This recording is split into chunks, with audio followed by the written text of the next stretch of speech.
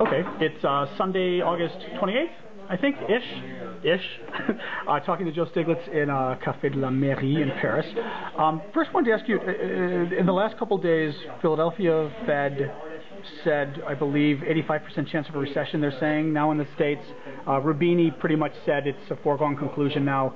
What's your sense of where we are in the chance of a double-dip recession?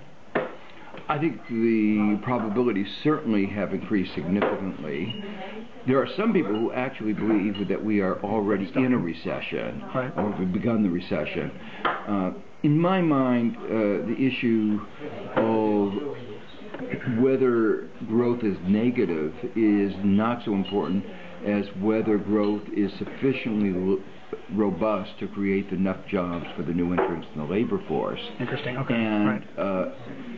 It's almost unambiguously the case that growth is too anemic to create enough jobs for this new entrant, so that the jobs deficit right. is growing. Whether it's growing in an apparent or a hidden way is again not clear, right. because when the economy is very weak, a lot of people drop out of the labor force, right. and so the official unemployment rate does not really reflect the weaknesses in the economy. Right. But I never thought of that, but in a way the recession discussion is almost a red herring. That's right. Because all we're really saying is the economy very bad or going to be much worse. That's right. And, okay, and, right. and in terms of what most Americans care about is jobs. Right. And it's not just jobs right. now, it's jobs over the next 12 months, 24 months. Right. And the best indicator of that is whether growth is right. strong enough right. to create the new jobs that are needed. Right. And roughly, to give you a picture of what that entails, the labor force normally grows at 1%. Okay. Right now, it may grow somewhat slower because a lot. Meaning 1%, you mean every year the labor force grows by 1%? That's 1% right. more workers? Or? 1% more workers. Yeah. In recent years, it hasn't been growing that fast because a lot of people have stayed in school, a lot of people retired early, right.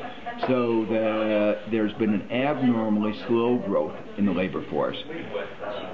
If productivity grows at the normal rate, and before the crisis it was growing at 2-3%, then that means the economy has to grow at roughly 3 to 4% to prevent the job deficit from growing. Oh. And the estimates are that growth will be at most around 1% right. this year.